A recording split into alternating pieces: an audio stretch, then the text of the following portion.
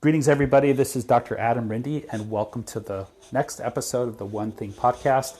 Today's guest is Dr. Lucy Melling, who has her PhD in Nutritional Sciences from the University of Illinois. She's also in their MD program pursuing the clinician researcher route. She has a special interest and focus in the gut-skin axis, and also in utilizing the autoimmune paleo diet to help address chronic inflammatory conditions. In today's episode, we are going to go into the gut-skin axis and how the gut influences skin disorders such as acne, rosacea, psoriasis, and eczema. It's a very interesting episode that we talk about how potentially the gut is causing skin inflammation and what we may do to help manage skin conditions through gut balance and other interventions. Hope you enjoyed the episode, and thanks again for tuning in. We'll jump right into the episode with Dr. Melling. Okay, so I'm here today with Dr. Melling, and she's going to speak to us today about the gut-skin axis, and we're going to kind of jump in and welcome you to the show. So welcome very much, Lucy, for being here today. Thanks so much for having me on.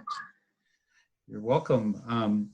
Very excited to speak about the gut-skin axis, and this is a topic that I know you've dove deeply into, and I'm curious if you could just share with us briefly about how your interest in the gut-skin axis came about. Yeah, so it was really what led me down a much healthier path in life. So I grew up with severe eczema for most of my childhood, and it really wasn't until I was about 19 or 20 in undergraduate that I came across some information about the connections between gut health and our diets and skin health, and really started to take a deep dive into that. And the more I learned and the more I experimented with my diet, the better my skin started to get. And it wasn't really until I, started diving into the literature and really focusing on that I saw improvements in my own skin health. And that's what inspired me to also help others in this realm and to do research in this area as well.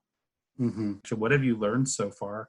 So really, it was learning. There's not a lot about the gut-skin axis in the literature. It's growing, but right now it's a lot of smaller, lower impact journals. We're starting to see the gut-skin axis pop up, and more and more people are looking at how skin conditions are associated with an altered gut microbiome or gut dysbiosis. So there's definitely these connections that are there. And yes, I definitely saw it empirically in my own self. It seems that, of course, changing my diet was really having an impact on my skin. And of course, what mediates that connection is our gut microbiota and our gut immune system kind of mediates that interface. Obviously, there's definitely connections between the nutrients we eat are making up our skin as well. Mm-hmm. But there's a lot of connections in terms of the gut microbiota and the immune system are really mediating that interface. Mm-hmm. Let's talk about that interface. So is the interface at the gut barrier that is sort of where we would begin this discussion, or is it elsewhere? Yeah, there's definitely layers above, the gut barrier. So for example, having adequate stomach acid is really important for shaping the composition of the gut microbiota, and having low stomach acid is something that is seen commonly in skin conditions. But certainly the gut barrier is kind of that key, interface that seems to be disrupted in almost all skin conditions, seem to be associated with permeability of that gut barrier. And, it's really only a single layer of epithelial cells that separate the contents of your gut with your bloodstream, your immune system. So maintaining that gut barrier is really, really important to maintaining health. And essentially what happens is what we're seeing is with skin conditions, that gut barrier breaks down and we're getting an influx of dietary antigens. So, large food proteins getting across the barrier, activating the immune system, and also potentially bacterial toxins getting into the bloodstream as well, and activating not only the gut immune system, but systemic immunity as well. Mm-hmm. Yeah, so it's, I think people intuitively know or have seen going to a dermatologist for a condition like rosacea or acne and be given an antibiotic and told something like doxycycline, Mm-hmm. well, this is likely to help your skin, and it, in a lot of cases, it does. And so, so it leads to the next question: Are we treating dysbiosis, and the after effect of that is that the skin is improving because of it? It's always sort of a question we have these days. Or is it right? Yeah. Antibiotics? Is an antibiotic actually targeting something in the skin organ? Yeah, that's certainly possible. I think when you're talking about something like doxycycline, you're talking about quite a large hit to the gut ecosystem. And I do think that, a lot of people do see acute benefits from taking antibiotics. And this is true of gut symptoms as well. You see a lot of benefits for people, who have SIBO type symptoms, often go along with rosacea as well. And you see when they take oral antibiotics, it does seem to get better, both the GI symptoms and the skin, for a time period. But almost always there seems to be a relapse.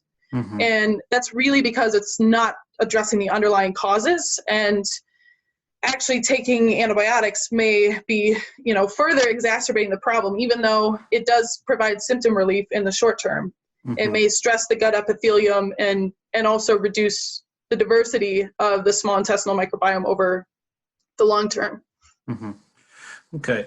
And, so we're learning a lot that the skin has, well, pretty much the whole body has its own unique subsets of microbiome, right? These days it's not just the gut, the skin, the lungs have a microbiome. So given the assumption that the skin has its own set of subset of microbiome, can we just walk through sort of the steps? So let's say there's a breach in the intestinal barrier, and food antigens are obviously coming into the diet. It could be just your everyday normal healthy foods that we wouldn't think twice could be harming us. Mm-hmm. So there's this breach in the intestinal barrier, and then potentially there's cell wall debris or inflammation from the gut microbiome breaching this intestinal barrier like you alluded to. And then, so now let's say the breach has been made. Can you just draw the connection between, at that moment, how the skin may become inflamed? Is it through certain channels like lymphatics? I've just always been curious, like what the mechanism is exactly, if we know at this point. Maybe we just don't know.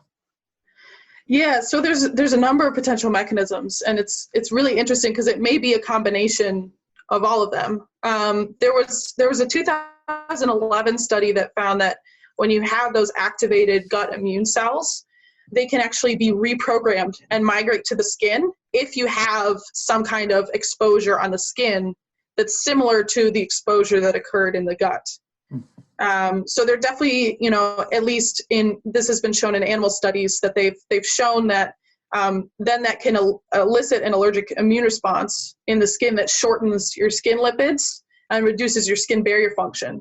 And then from there you get more exposure, from antigens from the environment on your skin, and a larger, essentially exacerbated skin immune response. There's also, the skin also on basically the underside of your skin, the part that faces your circulation on the underside, also has receptors. There's TLR4 is a very common one that some people might have heard of, that binds to a compound called lipopolysaccharide, and that is endotoxin, which is primarily derived from the gut, almost exclusively. Unless you have a leaky skin barrier, then you may also get some leaking in from from the skin as well. But essentially, you can have, if you have a leaky gut and you're getting this LPS from the gut, translocating into the bloodstream, it can then activate those receptors on the skin and produce a skin immune response. Amazing. Wow. So, okay, well, that definitely draws a connection. And so the Western medicine model of taking something like a biologic for a condition as serious as, really severe psoriasis is working along that mechanism as well, it sounds like, as far as immune modulation. Yes, definitely. Definitely, if it's taken orally, it is working along that mechanism. It's also possible that there does also seem to be skin to gut communication as well. So there was a really interesting study where they found that if they chemically induced psoriasis in mice, they actually found altered immunity and gut microbiota composition in the gut. So there is bidirectional communication as well. It's not just gut to skin, it's also skin to gut. So it's also important to be sure that we are addressing the skin barrier as well, because a leaky skin ongoing can also potentially contribute to impaired immunity in the gut. That's a great point. We're seeing this bidirectional relationship between the gut and other organs pop up, like gut brain and gut endocrine, and it's quite fascinating that you could influence the digestive health by having a barrier breach in your skin. It's fascinating. The skin is the largest organ in the body. Is that correct? Yep. So, and people don't realize that it's actually considered a separate organ. And, people who haven't gone through like medical school might not even think of it that way, but. Right. So. Right. Yeah. And. Yeah, go ahead. Oh, I was just going to also mention that, a lot of food sensitivities can also start in the skin. A lot of people don't realize that. But that's another example of that bidirectional communication, is that when we're exposed to food antigens via our skin, especially when we're young, before we're exposed through the oral route, essentially what you have is you have these cells in the skin called Langerhans cells, and they're especially good at sensitizing the immune system. So if you're exposed to, for example, peanut dust in the house, through your skin, through a leaky skin barrier, then you can have sensitization, and that can in turn lead to a food allergy when you're later exposed through the gut, because you've already been sensitized through the skin. And there's actually a really close association between, for example, eczema and peanut allergies, and other food allergies as well. So that's another really interesting bidirectional pathway there. Yeah. Wow, that is fascinating, because those early moments of life when you're kind of rebooting, or actually just establishing your flora, and that skin to skin contact is one of the main ways, like being connected to your mother or your father or caregivers. I'm sure has a big influence of the diversity of the microbiome in those early moments. And yeah, definitely. I think it's, one of the things I'm seeing recommended a lot more these days is that actual skin contact with a newborn. It's good that we're seeing that plays such a role in the immune system. Well, so this situation, as a researcher, when you think about this, I mean, obviously from a pharmaceutical standpoint, the mind can kind of start thinking of all these different ideas of the way to address this problem. And a lot of them seem to be out there, but, and what's overlooked is the gut and the microbiome, and maybe it's thought about, but you're actually really doing things and thinking deeply about what we can do from a standpoint of maybe addressing that LPS signaling, it sounds like. and also addressing how to reduce the amount of dietary antigens that might be triggering this inflammation. Can you go into some of these like applications that you've seen to perhaps decrease some of that inflammation driver that you're talking about?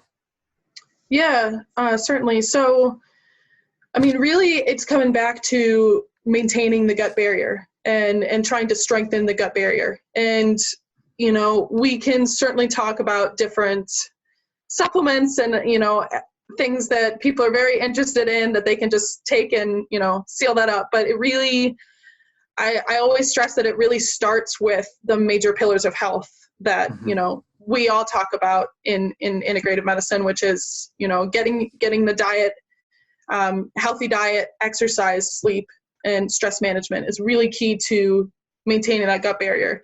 Beyond that, there's definitely some extra things that can be helpful for support. So for example, glutamine can be really helpful for repairing the small intestine, and butyrate for the large intestine. Those are kind of the primary fuels that are used by those gut epithelial cells to turn over, proliferate, and maintain that seal. But, you know, those are also things that we get from our diet. So, so really it comes back to trying to heal and seal up that gut barrier. For a lot of people, you know, getting rid of inflammatory foods in the diet will be enough to improve their skin condition. So a lot of the, you know, for a lot of people, grains, legumes, dairy can be really inflammatory to the gut. And those are kind of represent some of the most common food sensitivities as well.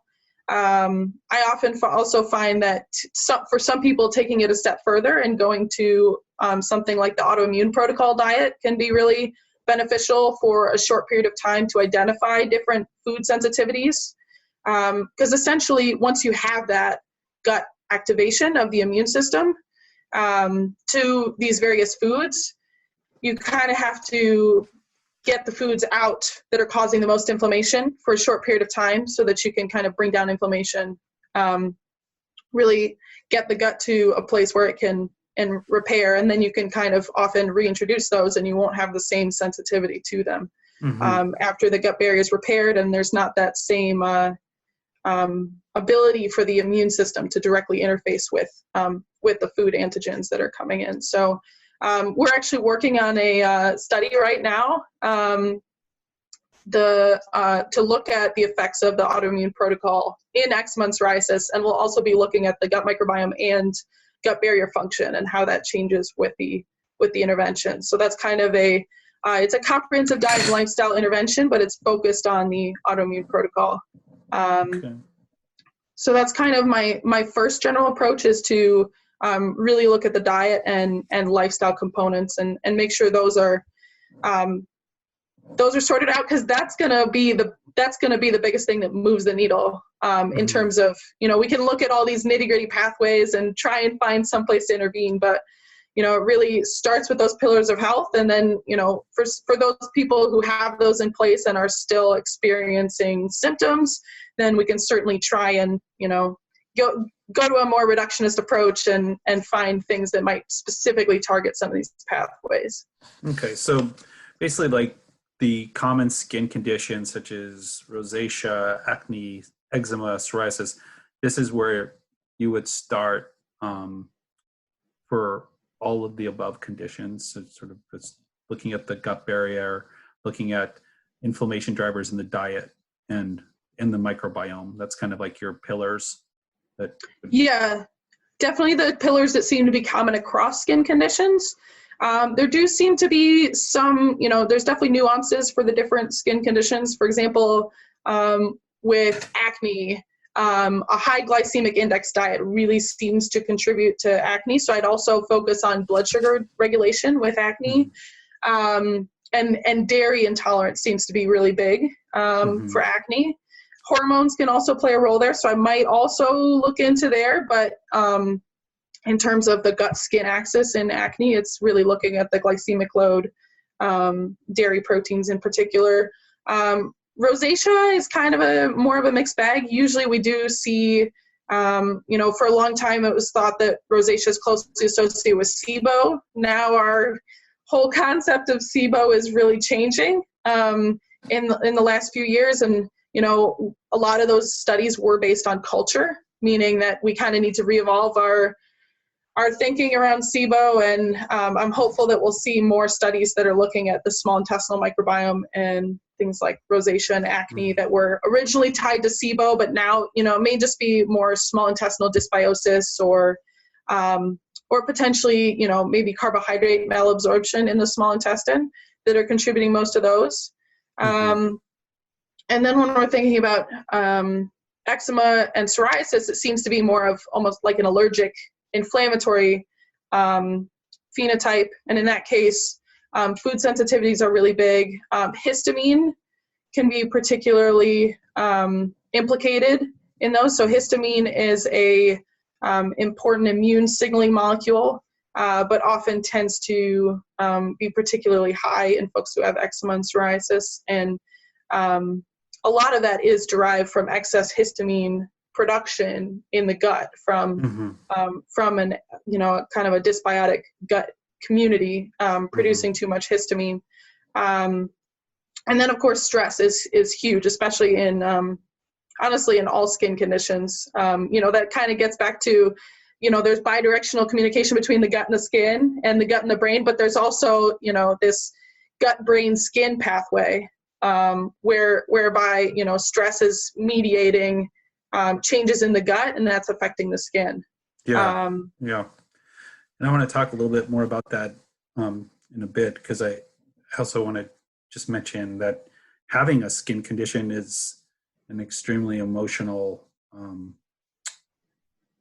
quest, as far as there's a lot of emotional health issues that can arise from having a skin condition, as far as anxiety, depression, and just having stress over skin eruptions and social appearances. And so that's absolutely. I want to get your thoughts on that in a little bit, if we can. So, okay, so we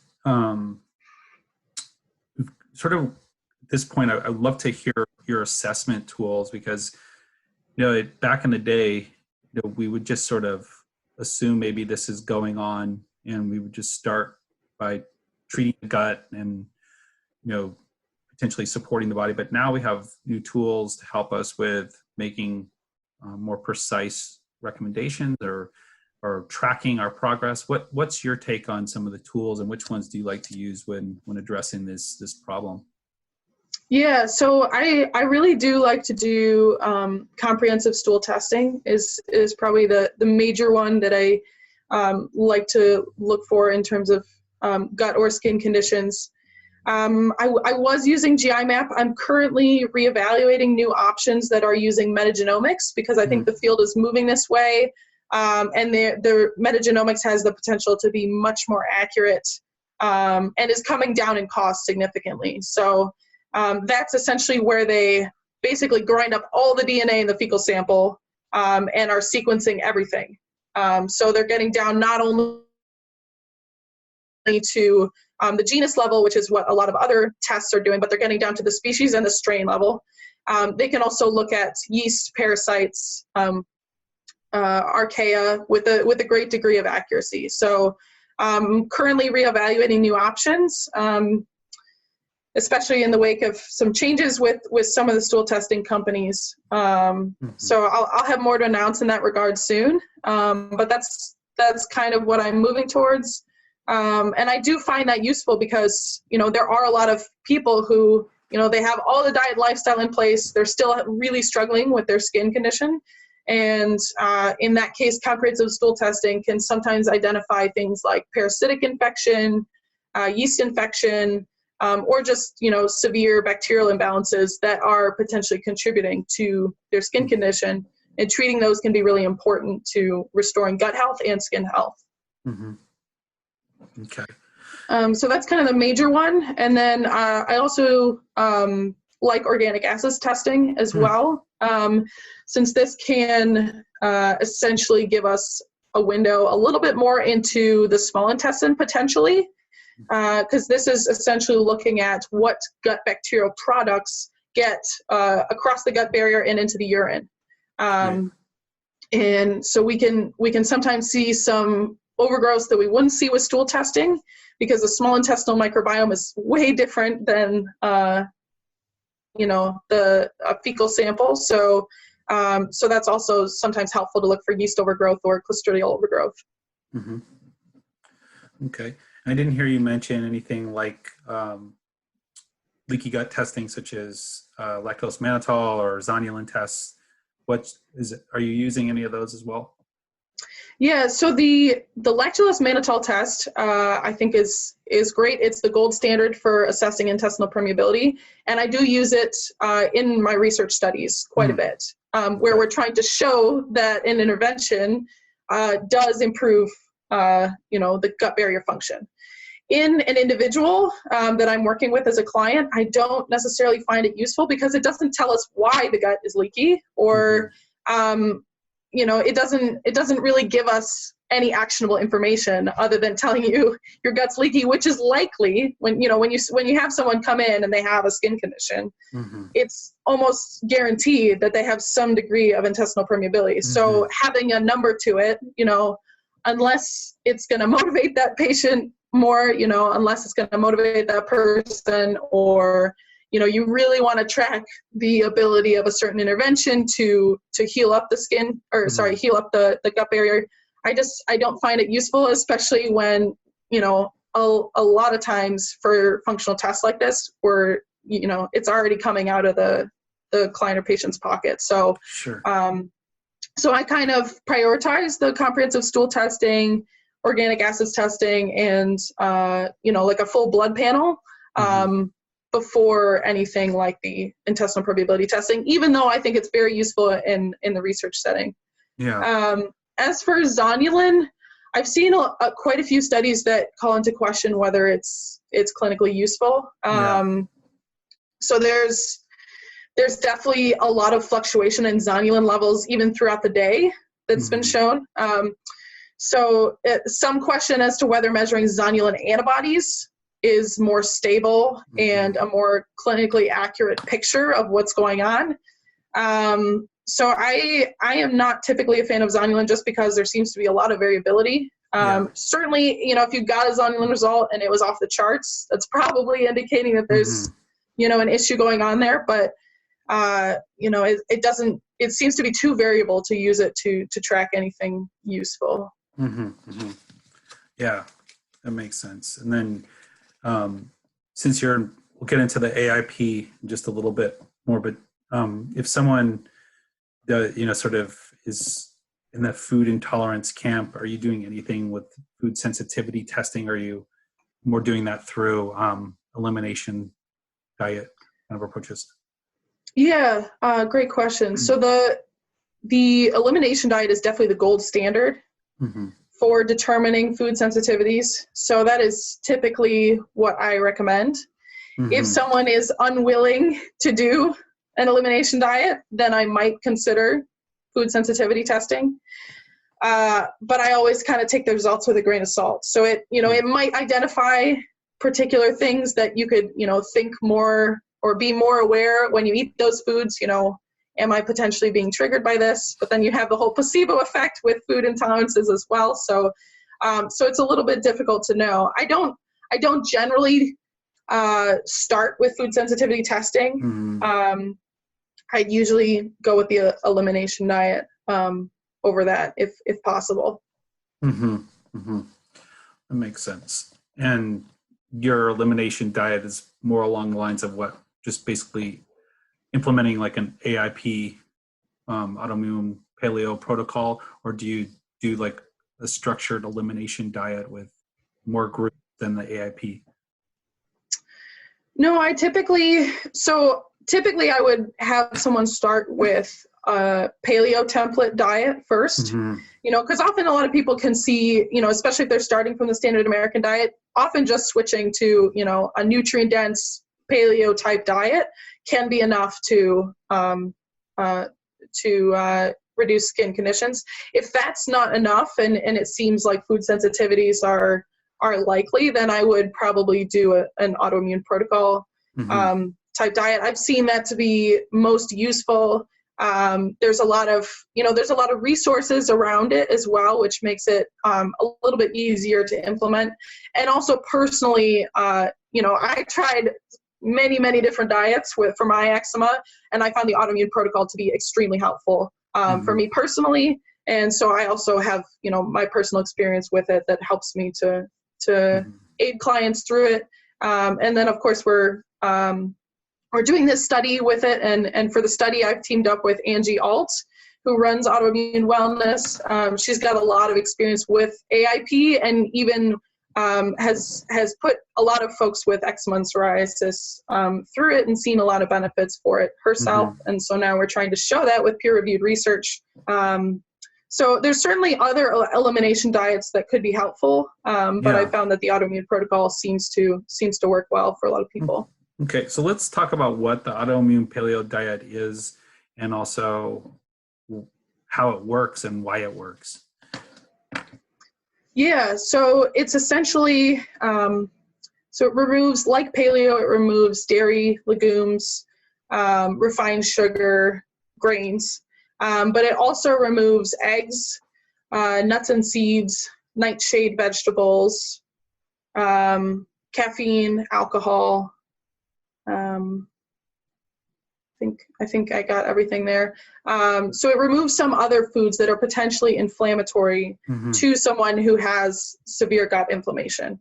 And it's not intended to eliminate all of those things forever. It's essentially kind of to give you a clean slate, allow your gut to heal a little bit, allow your skin to respond to that healing.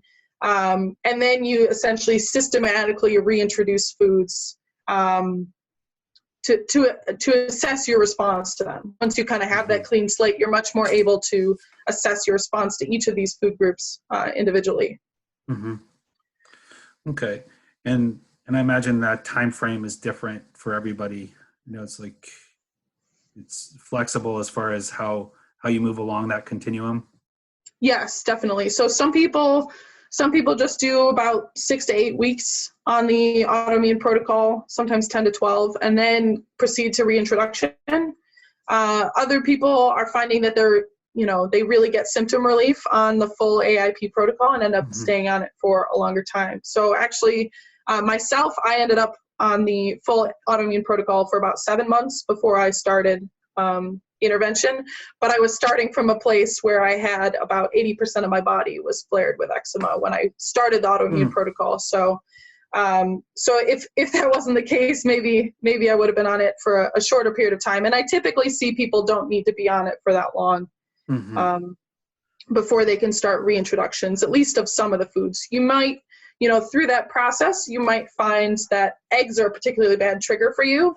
And so you might say, I'm not going to eat eggs for the time being, but I'm going to reintroduce other foods. So it really helps you to diversify your diet as much as possible. It's not intended to be restrictive for a long period of time. It's intended to have you go through this reintroduction process so you can assess your response and diversify the diet as much as possible while still managing your symptoms. Yeah. And so your study is going to be looking at the microbiome changes that take place while someone's on this plan. Yes, exactly. So we've got baseline, essentially what their microbiota was at the beginning, and we'll also see how it's changed at the end. And we're also doing that lactulose mannitol test before and after to see how gut barrier function resolves, in addition to looking at symptoms and compliance and all that kind of stuff. That's wonderful. Yeah, it's and I haven't heard you mention anything like interventions with antimicrobials or plant-based, prebiotics or anything like along the lines. You're kind of keeping it pure with diet, or are you doing other interventions? Yeah, so for this study, it is comprehensive diet and lifestyle, but we're not introducing any supplements to the protocol. So it does have some lifestyle components, helping them with sleep, stress management, exercise, these kind of things. The diet is really core to the protocol. Yeah. But we do kind of emphasize a different lifestyle factor each week. But yeah, I mean, I think there's great potential to layering on some of these other things. So potentially herbal antimicrobials, prebiotics, supplemental like oral probiotics to the protocol. For this one, we're just really focusing on, what the diet and lifestyle can do. We didn't want to introduce too many variables to the research, even though, it is a comprehensive lifestyle intervention, but we wanted to show that, the diet and lifestyle could really make an impact. And That's potentially wonderful. in the future, we could do a study where we kind of layer on some other aspects of integrative medicine and show what that can do for someone with a skin condition. Yeah. I mean, I think it's the majority of people, I think, if it fits within their diet and their lifestyle to reverse their condition, they prefer that versus having to rely on a supplement or a pill or something. So it makes sense for you to see, like, foundationally how far you can go with pure diet and lifestyle changes. That's great. So before we leave this topic, we didn't get into discussing, or I haven't heard you mention anything topically for skin gut disorders. What's your take on topicals? And I'm not talking about like prednisone or, like corticosteroids or but just sort of topical support. Yeah, so topical support is really important because, as I mentioned, if we have a leaky skin barrier, we're going to be causing disruption in the gut as well. So it's always really important to address both sides. For topical support, I generally suggest if you wouldn't eat it, don't put it on your skin. There's a lot of cosmetics out there, a lot of products marketed for eczema, psoriasis, acne that are really potentially doing more harm than good because they're just putting toxins into the body.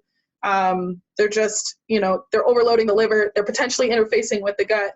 So if you, I certainly, if you're in a place where you have severe skin issues and you really need, a corticosteroid in the short term to bring that down, then by all means, I think it's important that we use that when it's necessary. But if you can manage it with topicals like coconut oil based products, I have some other topicals that are kind of more plant and oil based that I like to use. But essentially, anything that you put on your skin, you should assume that it's interfacing. It's probably getting it. If you have a leaky skin barrier, it's probably getting into your circulation, and it's potentially interfacing with your gut as well. So, really important to use more hypoallergenic products that are ideally not chemical based. Yeah, that's interesting because I'm thinking about the topicals that I sometimes use with people who have skin disorders. Like one of them, for example, is like calendula. Mm-hmm. Calendula has a lot of properties that you would also use for gut imbalances. So it has demulcent properties.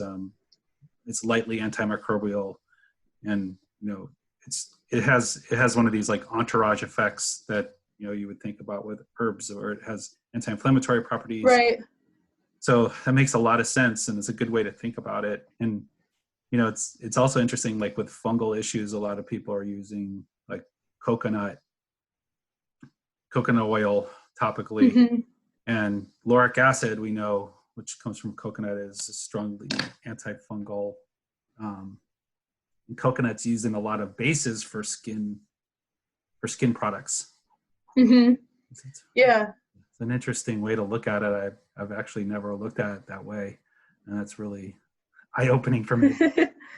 But it's nice to know that it's been happening, and we're in some ways without even knowing that's a core concept. So one of the things I'd love to hear from you as someone who's had eczema, sounds like really severe eczema. What's the impact emotionally, and what can you share with someone who's out there who's suffering from a skin condition? I've had patients over the years where it's such a journey, and it's almost like it's hard for them to express what it's like to people who don't have skin problems. I'd love to hear what you could share. Right. Yeah. I think it's a really important topic, and one that definitely affects everyone a little bit differently. I was fortunate when I was younger that it was primarily like on the inner sides of my elbows, backs of my knees. So it wasn't that noticeable, and it wasn't something that other kids usually noticed or picked on me about or anything like that. But towards high school, it started to get around my mouth, and I would have to I didn't know any better. I put on Vaseline, probably 30 times a day. And then in college, it started to get all over my hands, especially, and over my eyes and around my mouth as well, quite badly and noticeably. And it was certainly around then. I'd been kind of fortunate up until that point. My eczema had always been a bother, but it wasn't really something that ever really got to me. But, once it was on my face, and definitely, affected my outward appearance, and at that time, it really did affect what I thought of myself, and was really hard to get through that part. And that is when I really started to say, I've got to look at other options.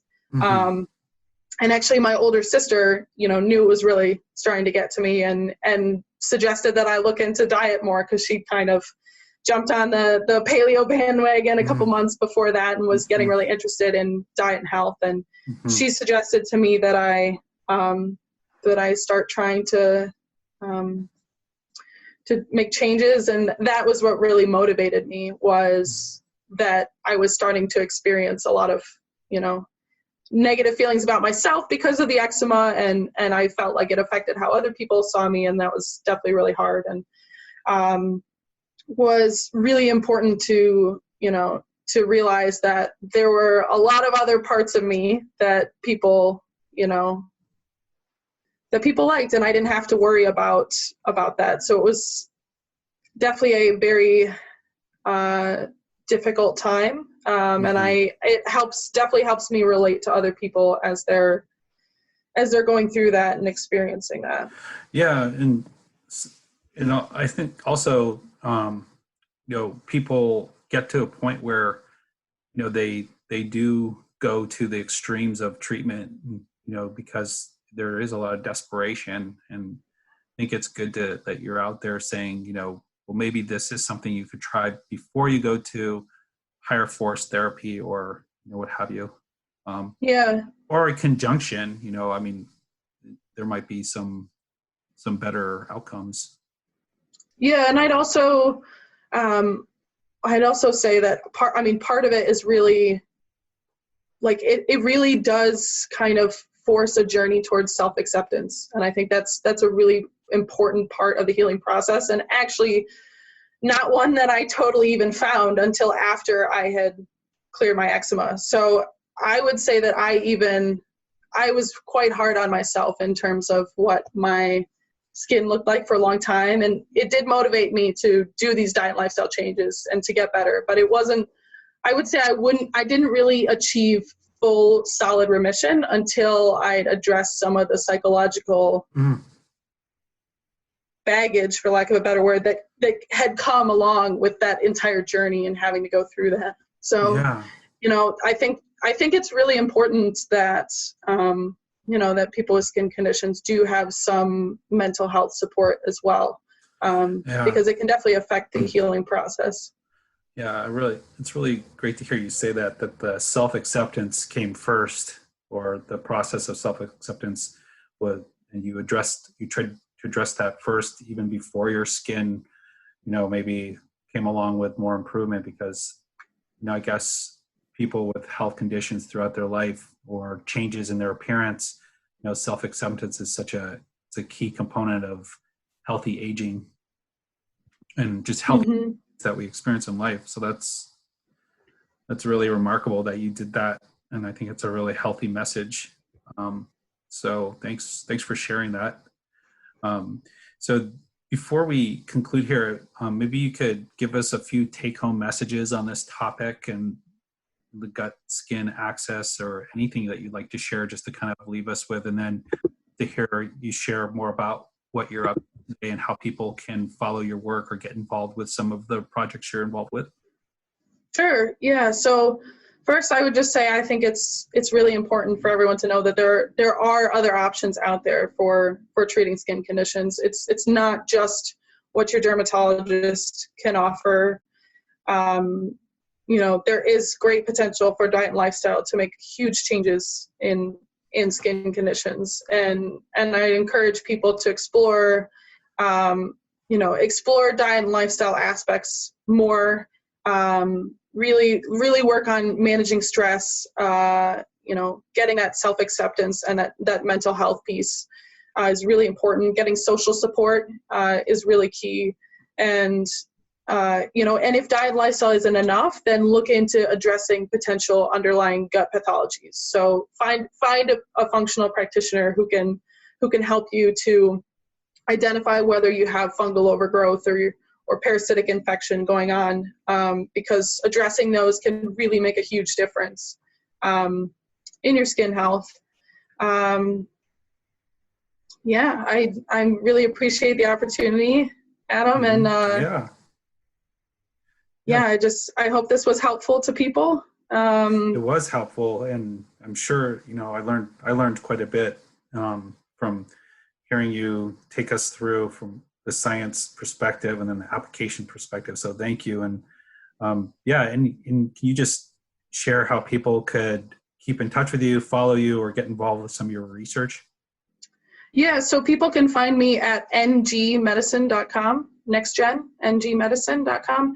I actually have a free 60-page ebook on the gut-skin axis on my website. So you can check that out. It's got pretty much all the research we talked about here kind of laid out in more detail, along with testing and treatment strategies, supplements, diet and lifestyle interventions that can help with skin conditions. So I'd encourage everyone to check that out. And then you can also support my work on Patreon. Our research study is already ongoing, so we were really grateful to everyone who helped crowdfund our study for that. We're hoping to set up a nonprofit so that people can contribute to future research. But for now, you can support my work on Patreon or find me on social media at NextGen Medicine. Great. Well, thank you for your time, and I look forward to following your work down the road. And sounds like you're really doing some great things for people. So thank you. Thanks so much, Dr. Rin. Thanks again for tuning in to today's episode with Dr. Mailing on the gut-skin axis. Hope that you enjoyed the episode as much as I did. Please share this episode widely with your friends and family and loved ones. Get this word out there. There needs to be more information on how to treat skin conditions. Right now, I see many people just being offered topical corticosteroids, and the latest in the dermatologic world is to attempt a series of biologics for skin conditions. From my view, it's very important to at least intervene on some level in the way that we spoke about today, whether it's an anti-inflammatory diet or elimination diet, but also looking and assessing at pathobiont drivers coming from the gut. And the basics still apply, of course, with good old-fashioned topical care, skin, protecting the skin barrier. And there's a new category called topical probiotics that we need to pay attention to. We have so much more to think about than just sort of suppressing the inflammation. What is going on here that's caused the breach? What's going on here that's activated the immune system? There's areas to think about from above down, from the skin surface down. And obviously through talking with Dr. Mailing today and through the research that we've started to see come out in the literature, there's a lot going on from below, meaning the gut barrier region, that could be driving this. So how do we bring this world of internal medicine to the world of dermatologic medicine and bring these two worlds together and help manage these conditions a little better?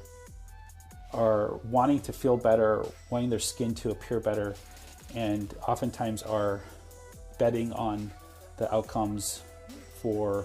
So I think this is a really important topic, and I hope that you learned something, and I hope you can share it with your loved ones. I would say, any type of functional medicine doctor that has been tuned into gut health can help you with your skin condition. Also looking through the autoimmune paleo community for people who are focusing on dermatologic issues. There's a lot of support on the autoimmune paleo diet. It's just one of many potential approaches. And functional medicine, naturopathic medicine focused providers that have a special interest in skin, gut, and brain disorders could be helpful too. Thanks again, and we'll talk to you next time on the One Thing Podcast.